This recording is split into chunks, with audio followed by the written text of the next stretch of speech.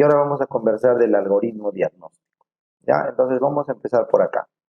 La FIGO divide la hemorragia uterina normal en causas orgánicas, con el acrónimo PALM, ¿no? Que significa pólipo, adenomiosis, leiomioma y malignidad. ¿Correcto? Entendiendo que todos los daños orgánicos son potencialmente peligrosos y por ende requieren tratarse con cirugía. Una vez descartados, recién llegamos a las otras causas que son funcionales, que son de mejor pronóstico. ¿Ya? Entonces, ¿cómo es que nosotros descartamos los daños orgánicos?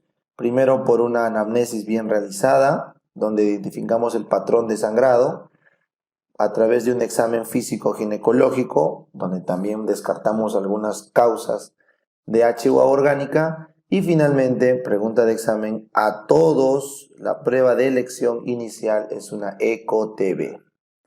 La ECO-TB es la prueba inicial de elección para descarte de patología orgánica. Y estos tres, pólipo, adenomiosis y leiomioma, basta con una ecografía para establecer el diagnóstico.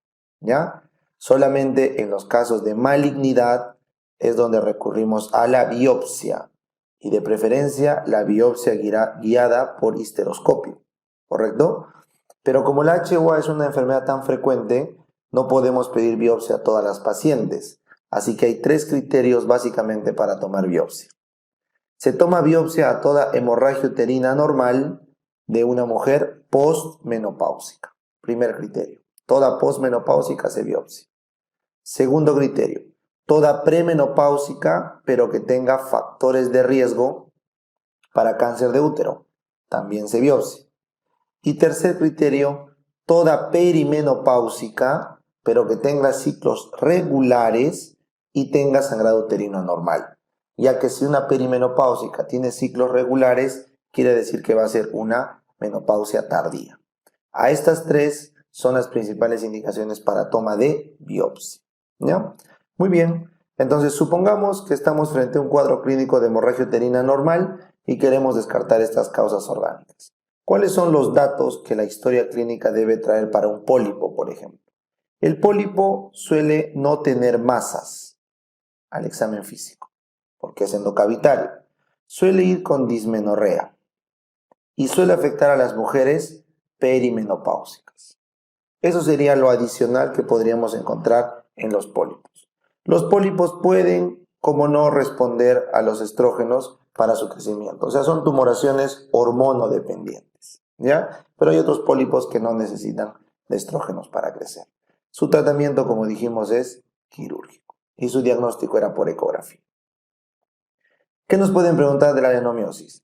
La adenomiosis sí se palpa, pero no se palpan masas, se palpa un útero liso, globuloso en su pared anterior. Invariablemente va asociado a dolor. Si la adenomiosis da sangrado, va a ir con dolor. El 90% de adenomiosis son asintomáticas y no dan sangrado, pero cuando ya dan sangrado, lo más probable es que ya estén también dando dolor.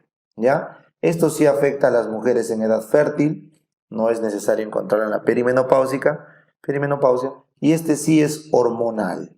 La adenomiosis es una variante muy frecuente de endometrio fuera de cavidad, en este caso en miometrio, que se conoce como adenomiosis. El diagnóstico es muy difícil, a veces aparte de la ecografía requiere resonancia, pero siempre el gol estándar es postquirúrgico, con la histerectomía. En la ecografía se ven unos miometrios o un miometrio con bastantes halos hipoecoicos. Muy bien, si nos preguntaran leiomioma, básicamente estos sí se palpan masas heterogéneas, eso es cierto. La dismenorrea no es frecuente, puede como no haber, es típico de la mujer en edad fértil y también responde a estrógenos. Así que básicamente la clínica es similar a una adenomiosis, pero lo diferencia el tipo de masa palpable en el útero. Acá en la adenomiosis es liso y en el leiomioma son masas irregulares. Recuerden que hay que hacer una ecografía, pero como tenemos una diapo de leiomioma vamos a hablar después más detallado. Recuerden que este es el más frecuente de todos los orgánicos, de todo el pan. Y para que marque malignidad, necesariamente en la historia tiene que haber factores de riesgo, ya sea para cáncer de cervix o para cáncer de útero. Si no ven factores de riesgo, no marquen malignidad, ¿ya? Recuerden que en el cáncer de útero incluye la hiperplasia endometrial, también como diagnóstico. Muy bien, entonces supongamos que la anamnesis sale negativo para orgánico, el examen físico sale negativo para orgánico, la ecografía sale negativa para orgánica y bueno, no era necesaria una biopsia probablemente, y si lo fuera sale negativo para malignidad. Entonces nos quedamos frente a un problema funcional. Problema funcional tiene mejor pronóstico y el manejo es médico, ¿ya? Dentro de estos tenemos a las coagulopatías, a los problemas ovulatorios, a los problemas endometriales, a los iatrogénicos y a los no clasificados. ¿Está bien? Si les preguntan coagulopatía, ojo, no es la más frecuente, pero es muy frecuente. Entonces, dentro de los problemas de sangrado funcionales, el más frecuente es una disfunción ovulatoria, eso es correcto. Y en segundo lugar, tendríamos a la iatrogenia y cerca a la coagulopatía.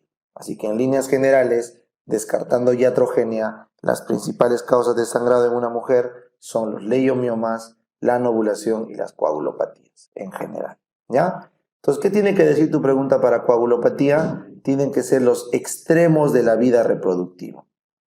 Los extremos. O sea, una perimenárquica o una perimenopausia.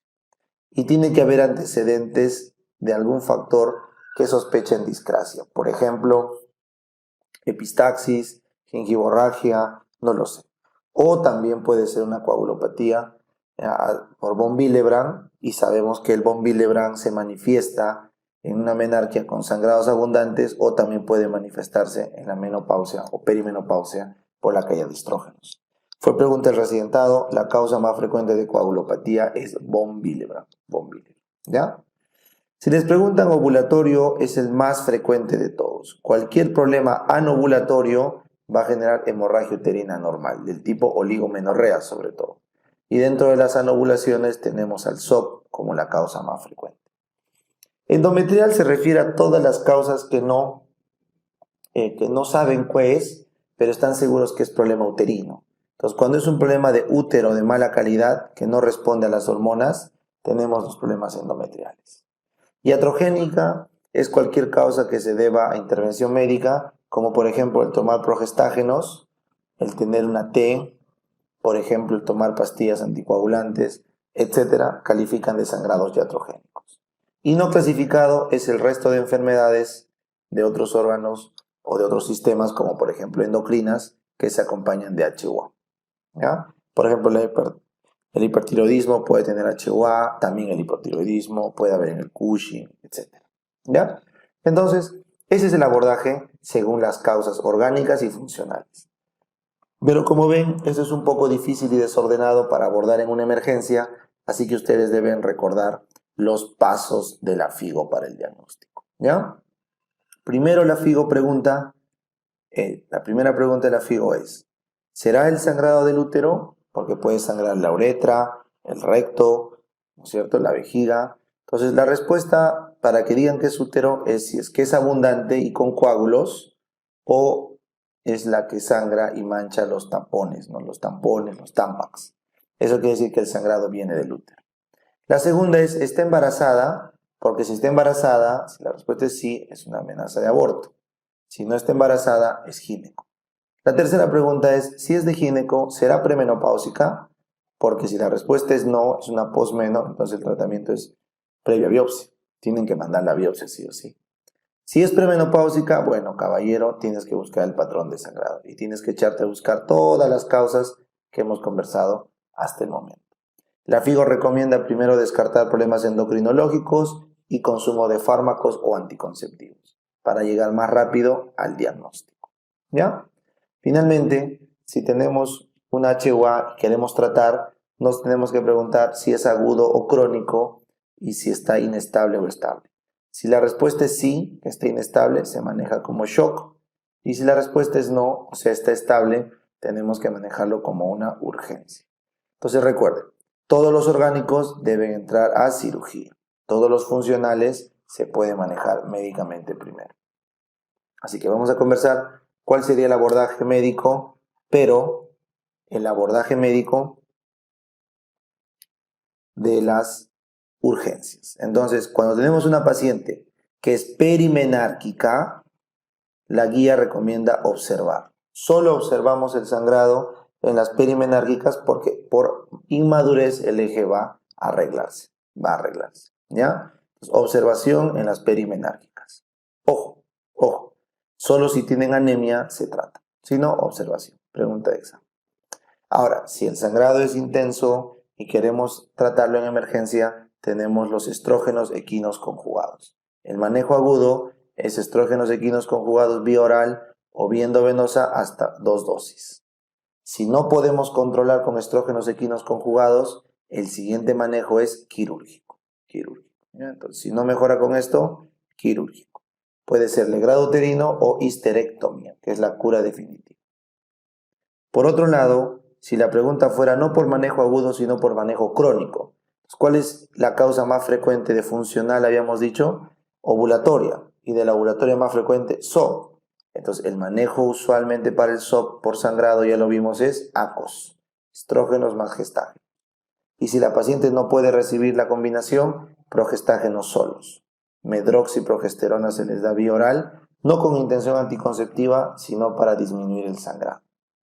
Si la paciente no puede con esto, el siguiente tratamiento es la T de levonorgestrel, pero no con fines anticonceptivos, sino para parar el sangrado. Por eso la T se cambia anualmente, ya no cada 5 años. Y si no responde con la T, caballero, histerectomía. Ese es el manejo a largo plazo. Ahora, si la paciente no puede recibir hormonas por ningún motivo, existen causas raras, pero las hay, su última alternativa es antifibrinolíticos como el ácido tranexámico o AINES como el ibuprofeno, meloxicam, naproxeno, el mefenámico, que son AINES que concentran bien en el útero. Estos tienen respuestas menores al 50%, por eso son los de última línea para el manejo del HUA.